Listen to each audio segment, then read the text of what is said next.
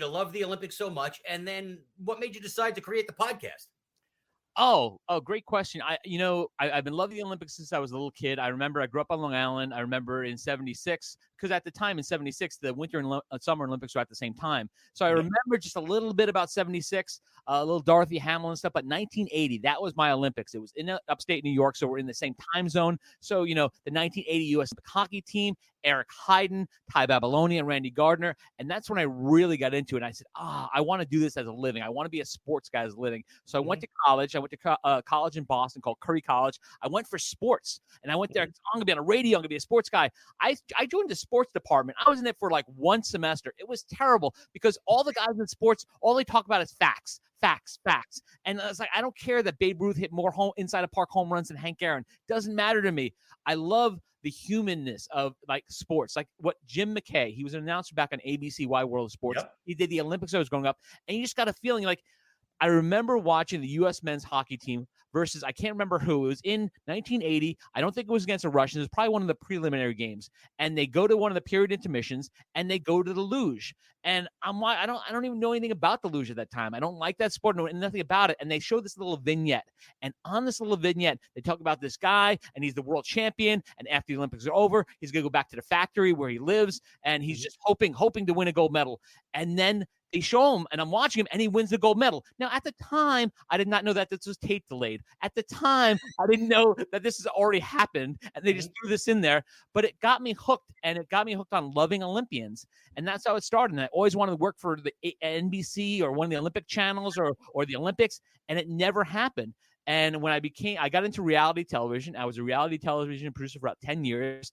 And I realized even then, when I was applying for jobs at NBC, no one was hiring me. And that's why I really loved the Olympics. And I wanted to tell these people stories. And that's how the podcast started. I started telling their stories and interviewing Olympians, and it's the best thing I've ever done. I don't make a lot of money. Matter of fact, I make no money. I lose money on the thing at times. But it's about the love. It's about the love and the passion and being able to sit down and talk to them and find out about their journeys and their coaches and their parents. It really is great. I love doing it. I do it for free. I do it for free. But, it's a passion. And just like this podcast for you guys, it's a passion. You love doing it, and that's why you do it. If you get a couple listeners along the way, that's fantastic. Right. One of the funniest things is that, I'm sorry, Bill, I didn't mean to cut you off there. Yes, you did. It's also my first Olympics that I was into was 1980. And one of the things that happened for me, I'm sorry, my daughter just came downstairs. I apologize. But one of the things that happened to me watching that was I was 8 years old. And, I remember I was able to stay up late and watch the U.S.-Sweden game, the game where they tied it up, late. And I was like, wow, this is really cool. And I'd only seen hockey a little bit at that point in my life. I'd see Ranger Island games on like the local Channel 9 when they would show an occasional game. And what had happened was that, unfortunately, that, I didn't get to really love it. And I really got into that sport so quickly. And then when they played the Russians, the game was at 5. The game wasn't going to be aired till 8. And I was begging my mom to call Sports Phone every half hour to get the update of the game. 976-1313. If you remember that number, I begged my mom to keep calling Sports Phone so I could get the score. And they were down 3-2. And then I remember her calling up like 30 minutes later after yelling at me how much money this was costing her, whatever it was. And they won 4-3. And before the game started, it was the first time I'd ever known a result before the game had started. And I was overwhelmed. It was like, wow. And everything you talked about that Olympics was amazing, with Eric Heiden winning the golds and Ty Babylonia and Randy Gardner and the Mayer brothers skiing down and all that and all the cool things. And, Bill was always the two-man luge guy, but I like those other sports. And watching ski jumping from the wide world of sports, just because you watch the agony of defeat guy your whole life watching that. You're like, oh my gosh. And it was like one of the coolest things in the world. So I am an Olympics junkie, not to your level, but I do enjoy it. And like you said, the winter has something kind of cool to me because, Lake Placid was great, but when they were doing things in Albertville and Lillehammer and places I'll never go, it was like so cool to learn about the culture of these towns, even Calgary in 88, Sarajevo in 84. They were all really cool, actually. Not that the summer sport isn't great, but the winter stuff were all cities that I was just fascinated by. Well, Darren, you do not want to go to Sarajevo now. Oh, I don't Probably think a so. very bad This idea. this is when Yugoslavia was still one country. But you know what? I guess probably the 80 Olympics stands out for all of us because of that's the first one that we were of age that we understood what was going on. Yeah. You know, I mean, who would have thought we would have watched the 76 Summer Games and realized that the decathlon athlete is who he is now? So The we first never guy in could the imagine. Wheaties box is not really a guy anymore. But whatever happens, listen, he was the greatest athlete in the world. Right. But anyway, but just like you guys, the Olympics, the 1980 Olympic team, and it was so heartwarming because they were all young kids. Nowadays, I mean, I know the pros aren't here this year, but the fact that they were young kids from all over the country playing, coming together, and it was just extraordinary to watch that game. I'll never forget. I was in my parents' house with a buddy of mine, and we were playing knee hockey the whole time, watching the game and stuff like that. And when they won the game against the against the Russians, it was just unbelievable. Especially like everybody knows, they lost like 10-1 or something like that at Madison Square Garden a couple of weeks prior. Yep. I forgot what the score was, but they got their asses handed to them. And I think it was 10-3.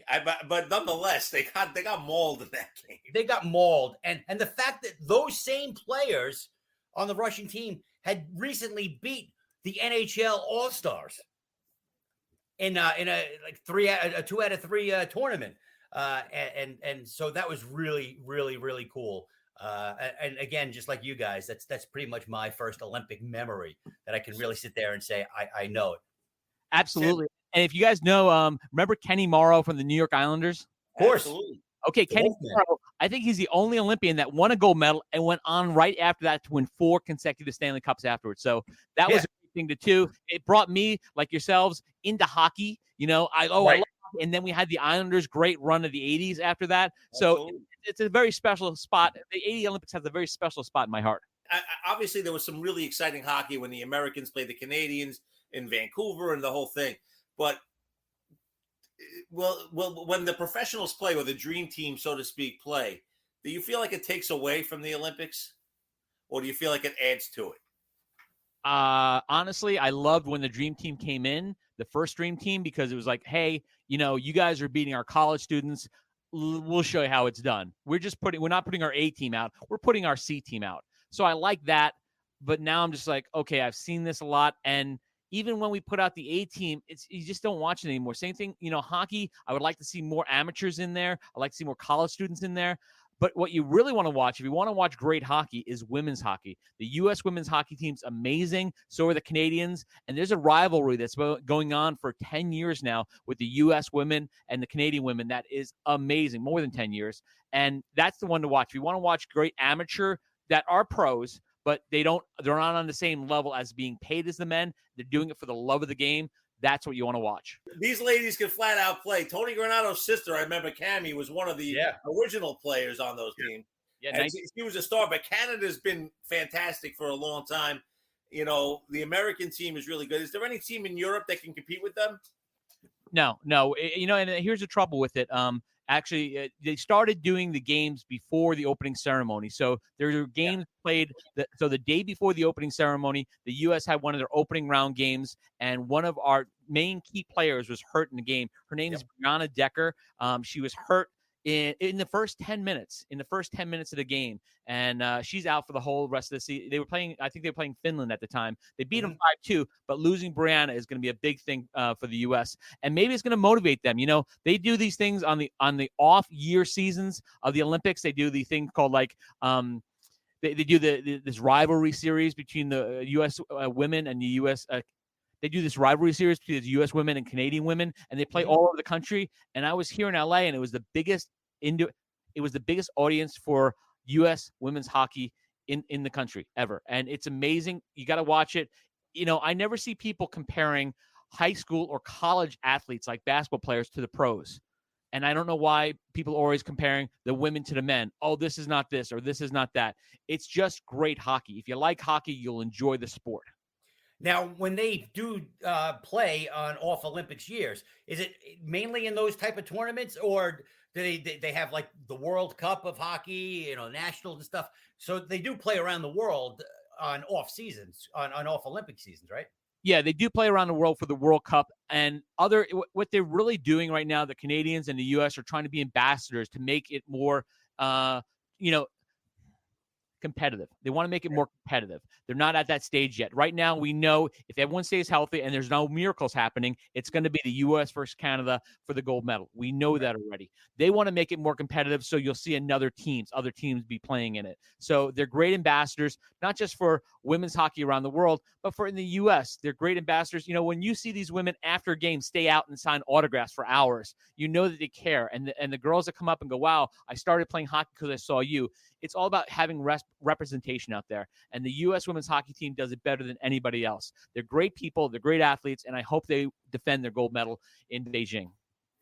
And that's what it's all about. The love of the game and the fact that they love the people who come on and cheer them on is phenomenal. I think that's what makes really the Olympics that much more enjoyable, because they're not going out there to try to, better their contract where they can get $10 million or something like that. They're not trying to make it.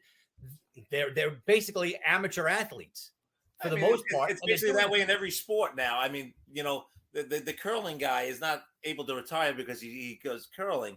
You know, I mean, the skiers, while there is a tour and stuff like that, and they do make money around the world, it's still not the same type of thing. And obviously the female hockey players are not like the male hockey players, and the fact that they have to fight for respect first of all. Right. And I mean, because again, they're putting on a great brand of hockey, just a great brand of hockey.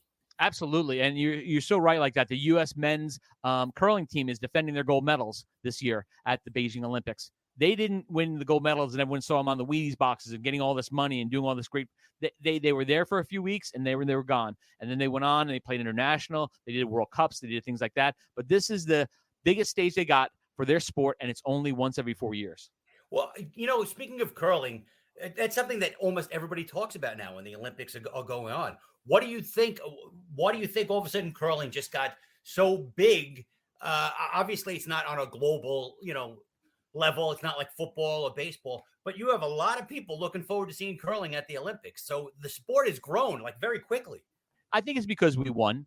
I think that has a big thing to do with it, and we were putting together good teams. I worked in Canada on a TV show a few years ago, and I went to see the senior curling tournament in there. It's big at other places in the country, and what I like about the Winter Olympics right now, especially for the U.S., we go out and we find other athletes. So if you, for example, sliding sports like the bobsled, the luge, the skeleton, these are usually secondary sports for people. So you can see former college football players, former college track athletes performing in these sports, because they're secondary sports and they're only to the Olympics.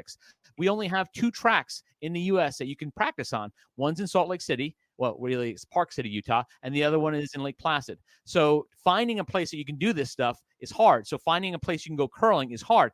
But there are clubs opening up all over the country. There's a curling club here in Los Angeles. Who would ever thought, There's one here on Long Island as well. Absolutely. Yeah. Who would have thought? So while we're talking about individual Olympians, and obviously the curling team, Michaela Schifrin, right? Yeah. So she, we heard about Lindsey Vonn every 5 seconds leading up to the last 2 Olympics, and you never hear about Michaela. No. Who might be more talented than Lindsey.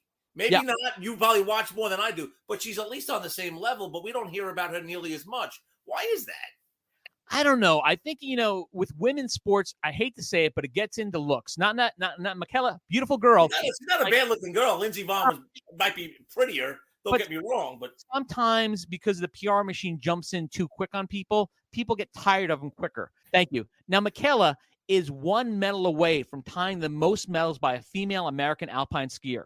Yeah, exactly. So she is amazing, but sometimes you talk about like when people see athletes, they're always like all on them, especially female athletes. And if they're pretty, they jump on them, they're promoting them, and it puts a lot of pressure.